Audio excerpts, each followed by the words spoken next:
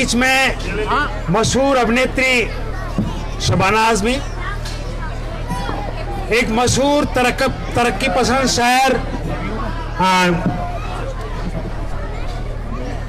Javed Akhtar sir खास तौर से इस कार्यक्रम के लिए आज आए हैं। अब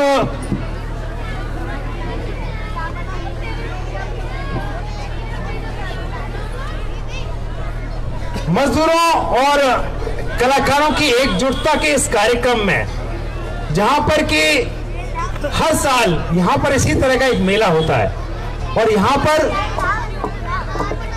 आज इसी तरह के एक यहां पर एक किताब की रिलीज होगी। उससे पहले मैं यहां पर स्टेज पर शबाना आजमी, जावेद अख्तर और सीताराम येचुरी से मेरी गुजारिश है कि स्टेज पर आएं, ताकि छोटा सा एक CITU और जन्नत मंच की तरफ से एक छोटा सा तोहफा हमने तैयार किया है, उनके लिए हम उन्हें देना चाहते हैं। तो जावेद सर, शबाना जी और सीताराम जी।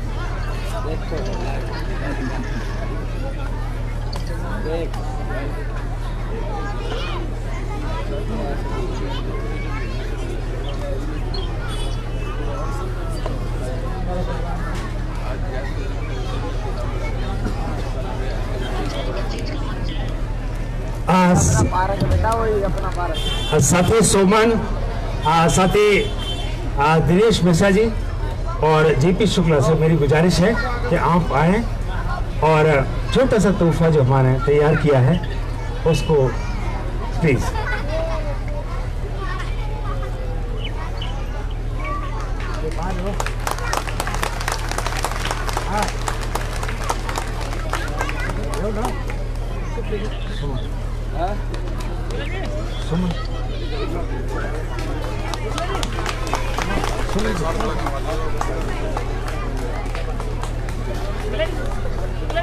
तीनों को एक साथ दे दो, हाथ में दे दो।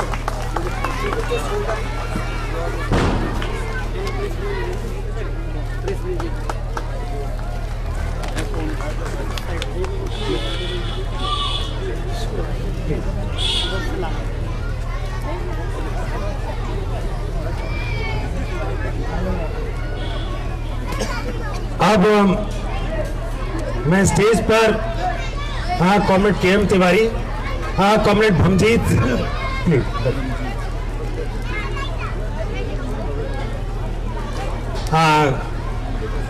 विजय Kaliya, comrade Brinda Karat, comrade Anurag Sudhanva, please stage पर आए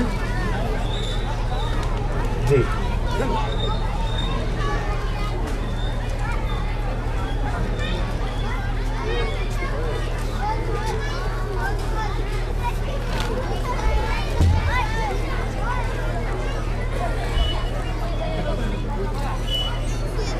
आज बेहद खुशी की बात है कि हाल ही में सुधनवा देश पांडे की किताब अंग्रेजी और हिंदी में क्रमशः लेफ्ट वर्ड और बाम पब्लिकेशन से आई है। किताब का नाम है हल्ला बोल। हल्ला बोल शब्दों का जो संघर्ष के लिए खास सांस्कृतिक महत्व रहा है, जो हमें 1989 की उस घटना तक लेकर जाता है जब झंडापुर में जननाट्य मंच और CITU पर हमला हुआ था। उसमें संस्कृत कर्मी सफदर हाशमी, मजदूर कॉमरेड राम बहादुर की मौत हुई थी। हल्ला बोल किताब सफदर हाशमी के बारे में है, जननाट्य मंच के बारे में है, उसके संघर्ष के बारे में है, और उसके साथ साथ समय पर हस्ताक्षर करती मेहनत का उन आवाजों के बारे में है जो संघर्षशील जनता को एकजुट करती हैं, लामबंद करती हैं। इस किताब पर मशहूर रंगकर्मी संजना कपूर क्या कहती हैं, जरा सुन सकते हैं। एक नगीना हल्ला बोल। हल्ला बोल रंगमंच के बारे में है, संस्कृति, राजनीति और उम्मीद के बारे में है, और दिल हिला देने वाली आज के लिए एक बेहद जरूरी किताब है। अगर ये आपकी लाइब्रेरी में नहीं है तो समझिए आपकी लाइब्रेरी अधूरी है। वाम प्रकाशन ने सभी के लिए इसमें रियायत भी दी है इस किताब को खरीदने के लिए, लेकिन खास तौर से मजदूर साथियों के लिए ये खास इसमें रियायत दी गई है, सिर्फ 50 रुपए में। हमें खुशी है कि इस किताब के विमोचन के लिए शबाना आजमी और जावेद अख्तर हमारे बीच में हैं।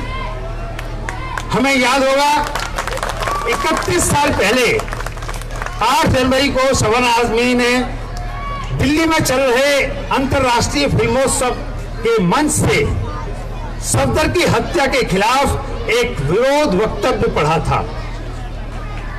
संस्कृत कर्मियों के बीच उनका एक कदम जननाट्य मंच के लिए प्रेरणा बना, बहादुरी के साथ। अब मैं गुजारिश करूंगा कि सभी जो साथी हैं, ईश्वर त्यागी, GS तिवारी सर, विजेंद्र और प्रियंका किताब को दें।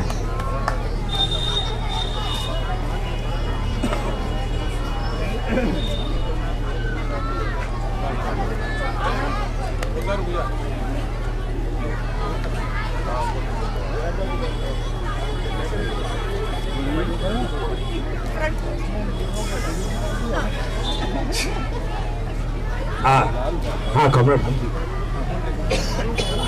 अब शबाना जी से गुजारिश है कि एक वरिष्ठ हमारे मजदूर साथी कॉमरेड भ्रमजीत को इस किताब को भेंट करें।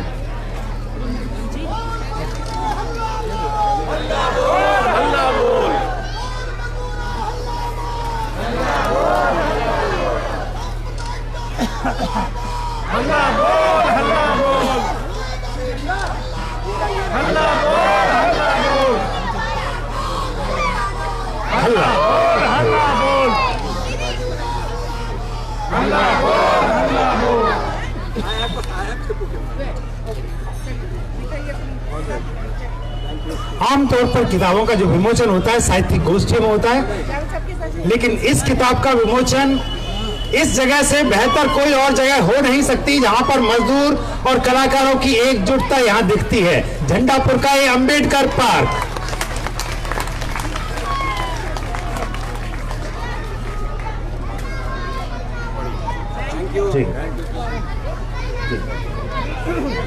अब मैं गुजारिश करूंगा शबाना जी से कि शबाना जी आए और आज के वक्त पर अपनी टिप्पणी रखें। शबाना। माननीय सीताराम येचुरी जी, बृंदा कराट जी, जावेद अख्तर साहब, मौलश्री हाशमी, सुधनवा और तमाम साथियों, मुझे इस बात का शिद्दत से एहसास है कि आप लोग बहुत देर से यहाँ बैठे हुए हैं और जाहिर है कि थक गए हैं, तो इसलिए आप लोगों का ज़्यादा वक्त नहीं लेंगे। एक बात थोड़ी सी जो है गरगराहट लाने के लिए मैं चाहूँगी कि अपनी बात शुरू करें हम एक नारे के साथ। तो सबसे पहले मैं चाहूँगी सब लोग अपना सीधा हाथ ऊपर करें, सीधा हाथ ऊपर करें और मुट्ठी बनाएं। मुट्ठी बनाए तो जब ताकत बनती है, हर इंसान जब तक अपना सीधा हाथ नहीं उठाएगा मैं बात नहीं करूंगी।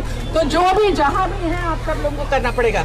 अच्छा, तो मैं बोलूंगी कमाने वाला, आप लोग बोलेंगे खाएगा। क्या बोलेंगे? अच्छा, इतना आहिस्ता अगर बोलेंगे खाएगा तो कुछ खाने को नहीं मिलेगा, तो इसलिए गगनचुंबी आवाज में बोलना पड़ेगा। मैं कहूंगी कमाने वाला, आप लोग कहेंगे खाएगा। क्या कहेंगे?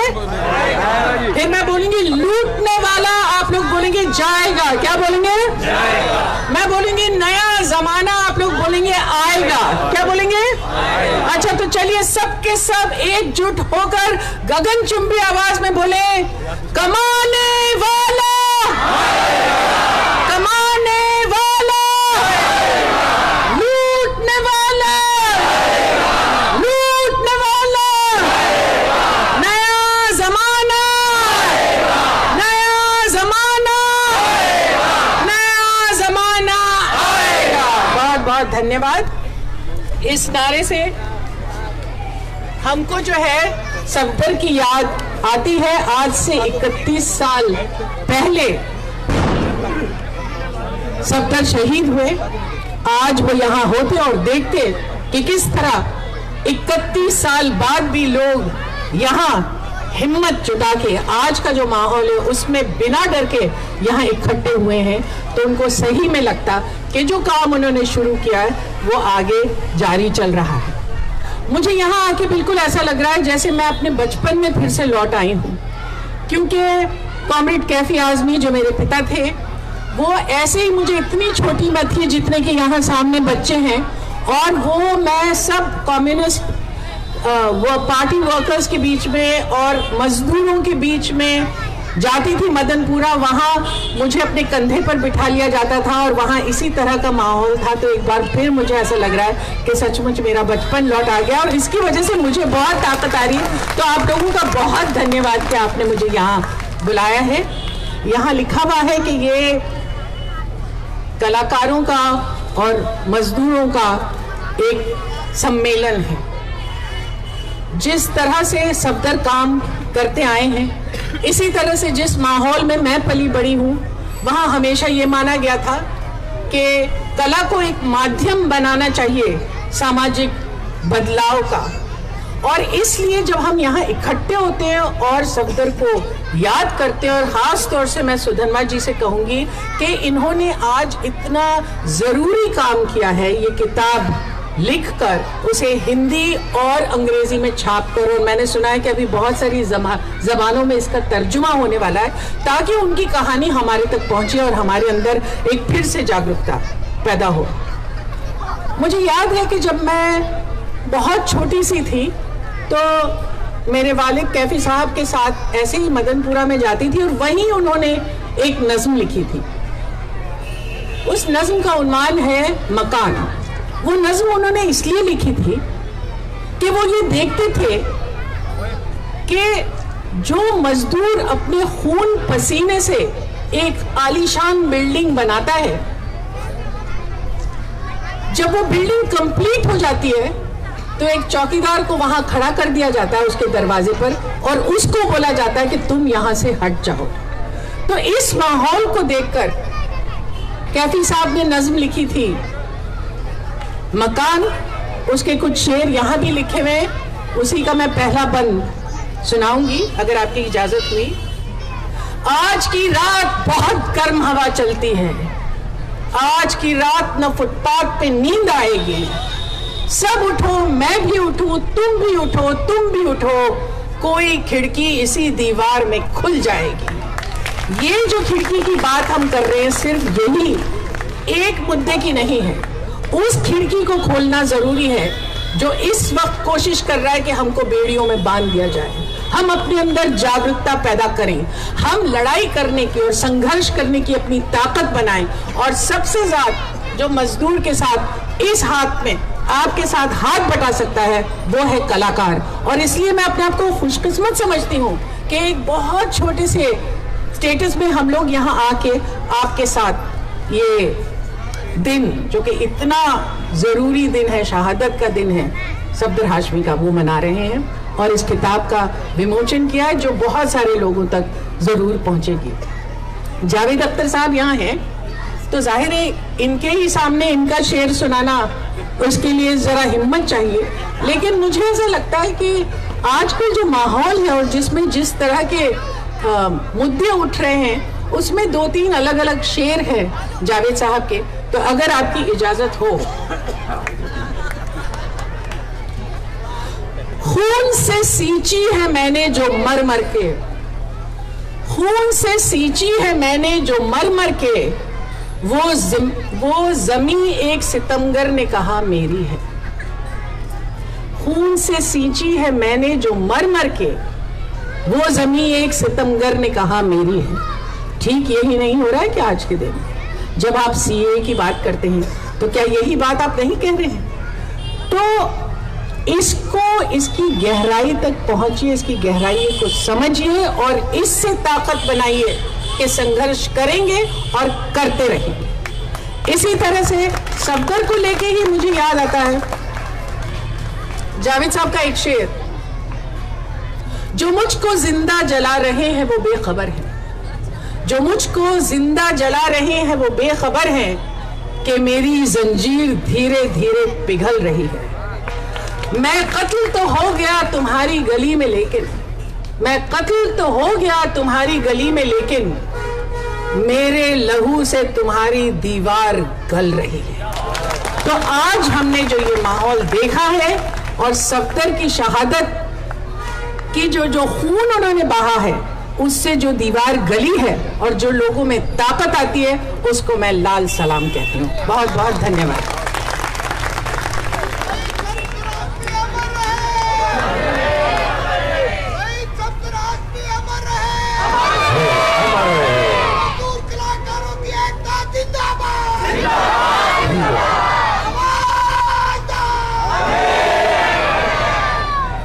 हिंदुस्तान के जाने माने शायर जो कैफी आज़मी, उनकी जन्म शताब्दी वर्ष है और आज इस मौके पर भी खासतौर से जो आप ही हमने बात सुनी शबाना जी से, अब हम सुनना चाहेंगे जावेद साहब से, जावेद अख्तर सर। जावेद।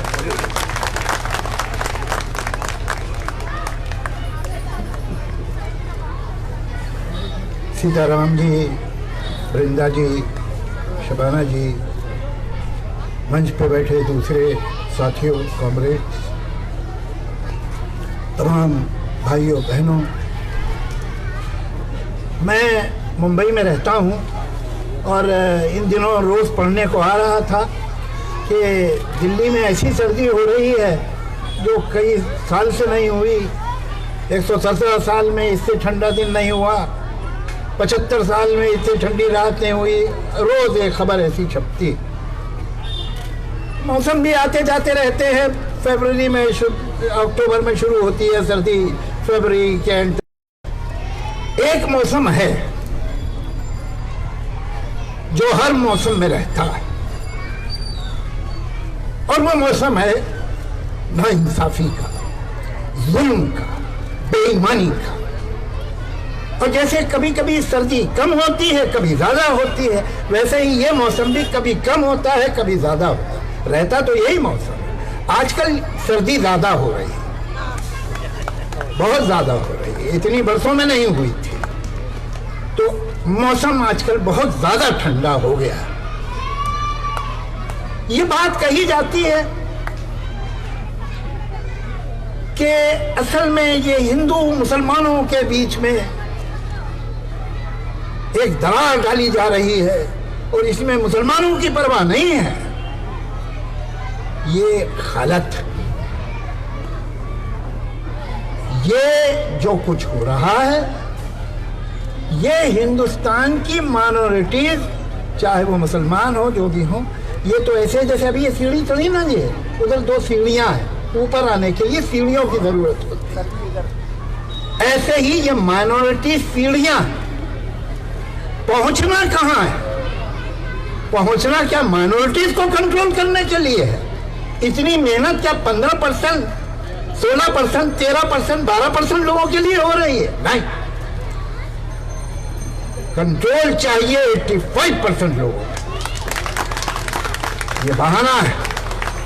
और अगर मेरी बात पे यकीन नहीं तो दुनिया में नजर घुमा के देख लो, बहुत दूर जाने की जरूरत नहीं पड़ेगी, पड़ोस में है मिसाल कि जब कहा गया था मुसलमानों से कि तुम तो खतरे में हो, तुम्हें तो अलग मुल्क चाहिए, तुम्हारा एक मुल्क होना चाहिए जिसमें लिखा हो इस्लामी मुमलिकत, तभी तुम सेफ रहोगे, तो मुल्क बना।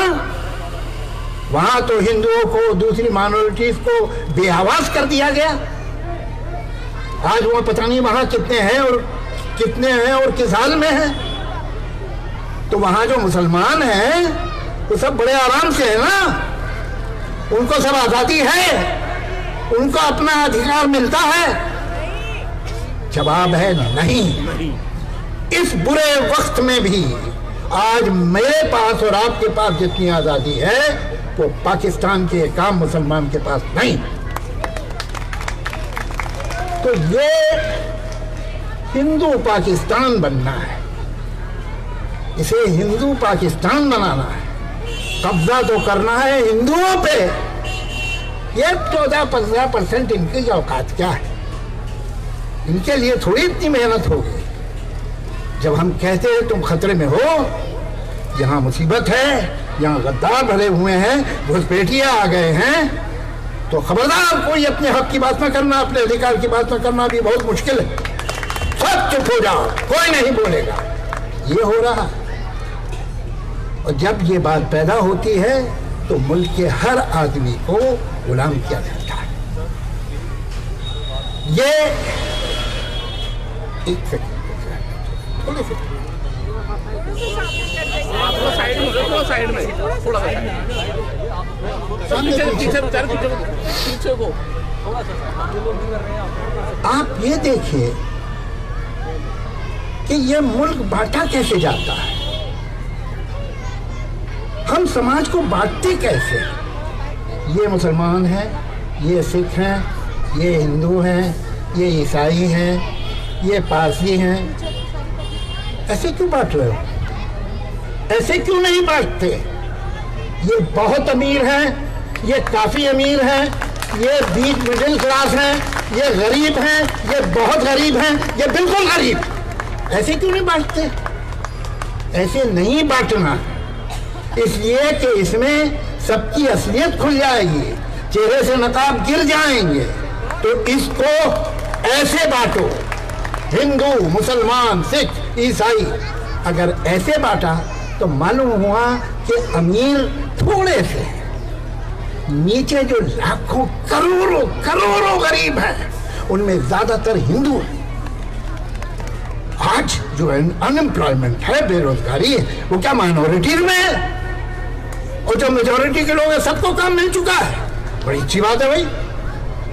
आज जो भूखे सोते हैं लोग, 10 करोड़ के करीब इस मुल्क में आदमी ऐसे होते हैं जो रात को भूखे पेट सोते हैं, वो माइनॉरिटीज है सब। मुसलमान सो रहे हैं भूखे, ज्यादातर हिंदू होते हैं। तुमसे ये बात छुपाई जा रही है।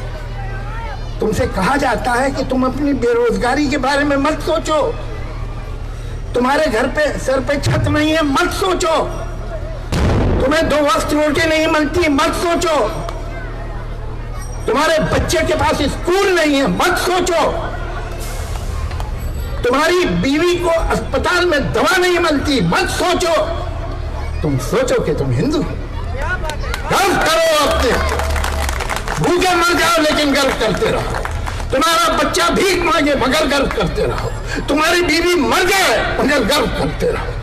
गर्व से कहो हम हिंदू हैं। हम तुम्हें रोटी नहीं देंगे, हम तुम्हें काम नहीं देंगे, हम तुम्हें घर नहीं देंगे, अस्पताल नहीं देंगे, स्कूल नहीं देंगे, हम तुम्हें घर दे रहे हैं, रखो अपने पास। ये फ्रॉड है, ये धोखा है। इस मुल्क के जितने असली समस्याएं, जो प्रॉब्लम है, जो मसाइल है, वो न टीवी पे दिखाई देते हैं न अखबार में दिखाई देते हैं। ये क्या बातें हो रही, क्या हो रहा है, किसे गिन रहे हो तुम आम हिंदुस्तानी से कैसे पूछोगे कि वो हिंदुस्तानी है कि नहीं है? कैसे पूछोगे? उसके पास तो बर्थ सर्टिफिकेट चाहिए। अरे हिंदुस्तान के करोड़ों आदमियों को अपना जन्मदिन ही नहीं मालूम, उन्हें यह नहीं मालूम पैदा किस दिन हुए थे। क्या करोगे? और उसके बाद ये जो है आदिवासी हैं, दलित हैं, गरीब अमीर मुसलमान के पास है, सब फिक्र न करो उसकी। सिर्फ गरीब मुसलमान के पास नहीं है, गरीब हिंदू के पास नहीं है, गरीब दलित के पास नहीं। ये प्रॉब्लम गरीब का है। और मेरे बच्चों को थोड़ी निकालने वाला है, मेरे पास पैसा है।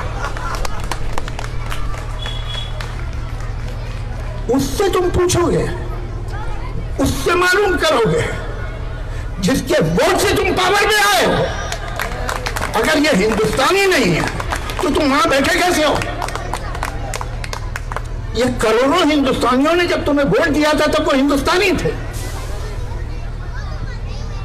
और अब जब तुम्हें वोट मिल गया है तो अब हर आदमी से सवाल करोगे कि कौन इंडियन है कौन नहीं। ये तो तुम्हें इलेक्शन में खड़े होने से पहले करना था कि साहब जो हिंदुस्तानी नहीं है वो मुझे वोट नहीं देगा।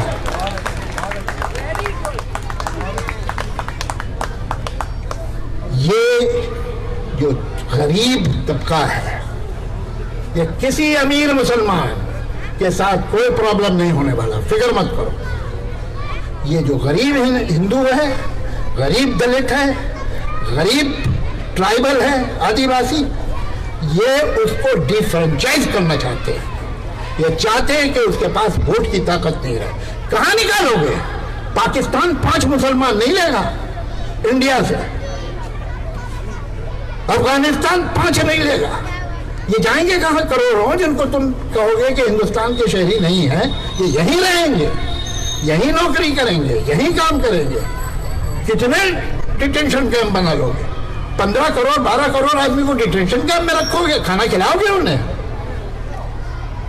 ये इनसे वोट का राइट छीन, उस गरीब दलित से भी, उस आदिवासी से भी जो तुम्हारा वोटर नहीं। जो तुम्हारे वोटर नहीं है तुम उन्हें वोटिंग का राइट छीनना चाहते हो। इतनी सी बात है। और ये फैसले की घड़ी है।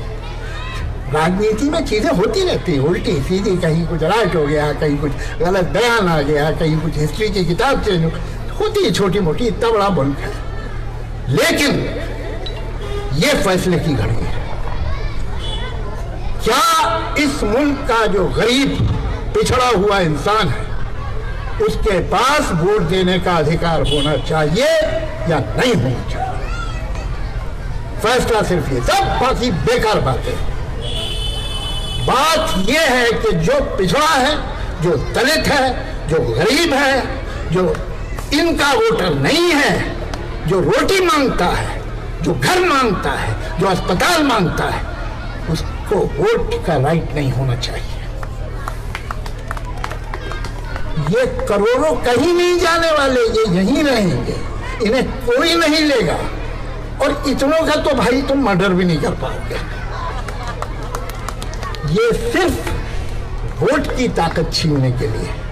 ये फैसला आपको करना है अगले इलेक्शन से पहले कि इस देश में वोट हर आदमी के हाथ में होगा या सिर्फ उसके हाथ में होगा जिसे ये चाहेंगे। धन्यवाद।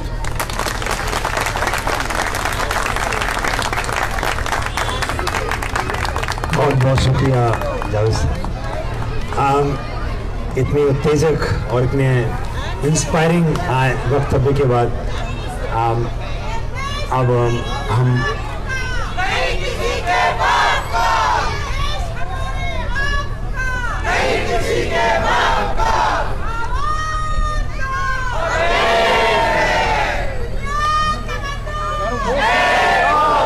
जो कोई नहीं लिखता वो लिख, वो सुनाइए।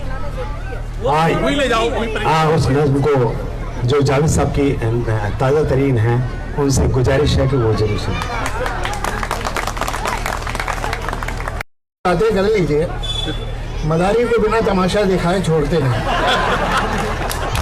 ऐसे ही शायरों कवियों का होता है, कुछ भी बात कर ले, नहीं शायरी सुनाओ।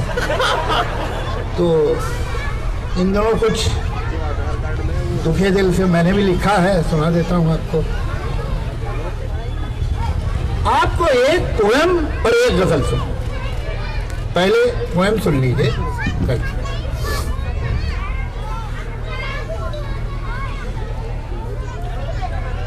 नया हुक्मनामा। किसी का हुक्म है सारी हवाएं हमेशा चलने से पहले बताएं कि उनकी समत क्या है, किस डायरेक्शन में जा रही हैं। किसी का हुक्म है सारी हवाएं हमेशा चलने से पहले बताएं कि उनकी समत क्या है। हवाओं को बताना यह भी होगा चलेंगी जब तो क्या रफ्तार होगी, कि आंधी की इजाजत अब नहीं। हमारी रेत की सब ये फसीले, ये कागज के महल जो बन रहे हैं, हिफाजत इनकी करना है जरूरी। और आंधी है पुरानी इनके दुश्मन, ये सभी जानते हैं। किसी का हुक्म है दरिया की लहरें जरा ये सरकशी कम कर लें, अपनी हद में ठहरें। उभरना फिर बिखरना और बिखर कर फिर उभरना, गलत है उनका ये हंगामा करना। ये सब है सिर्फ वहशत की अलामत, बगावत की अलामत। बगावत तो नहीं बर्दाश्त होगी, ये वहशत तो नहीं बर्दाश्त होगी। अगर लहरों को है दरिया में रहना तो उनको होगा चुपचाप रहना। किसी का हुक्म है इस गुलसिता में बस अब एक रंग के ही फूल होंगे। कुछ अफसर होंगे जो ये तय करेंगे गुलिस्तां किस तरह बनना है कल का। यकीनन फूल एक रंगी तो होंगे, मगर ये रंग होगा कितना गहरा कितना हल्का, ये अफसर तय करेंगे। किसी को ये कोई कैसे बताए गुलिस्तां में कहीं भी फूल एक रंगी नहीं होते, कभी हो ही नहीं सकते। कि हर एक रंग में छुपकर बहुत से रंग रहते हैं। जिन्होंने बाग यकरंगी बनाना चाहे थे उनको जरा देखो कि जब एक रंग में 100 रंग जाहिर हो गए हैं तो वो अब कितने परेशान हैं, वो कितने तंग रहते हैं। किसी को ये कोई कैसे बताए हवाएं और लहरें कब किसी का हुक्म सुनती हैं।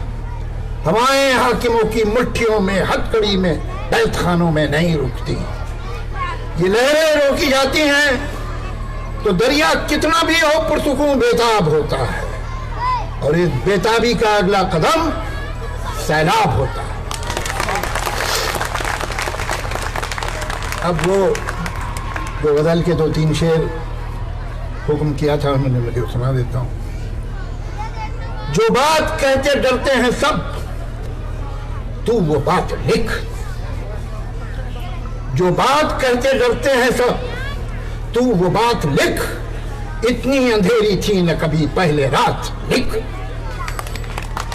और जिनसे कसीदे जो हाकिमों की तारीफ में होते हैं, जो कविता हाकिमों की बादशाहों की तारीफ में लिखी जाए उसे कसीदा कहते हैं।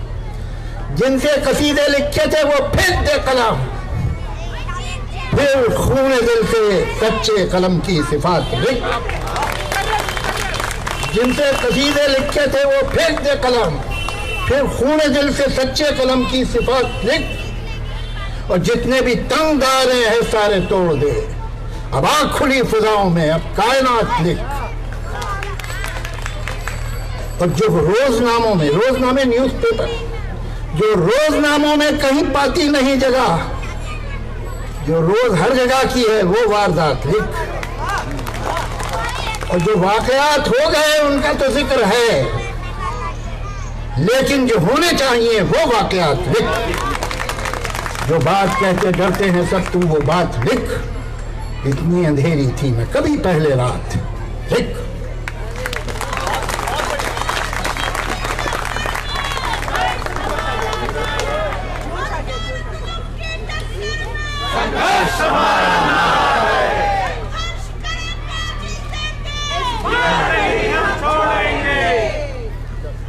बहुत बहुत शुक्रिया। अब अगले कार्यक्रम की तरफ चाहिए।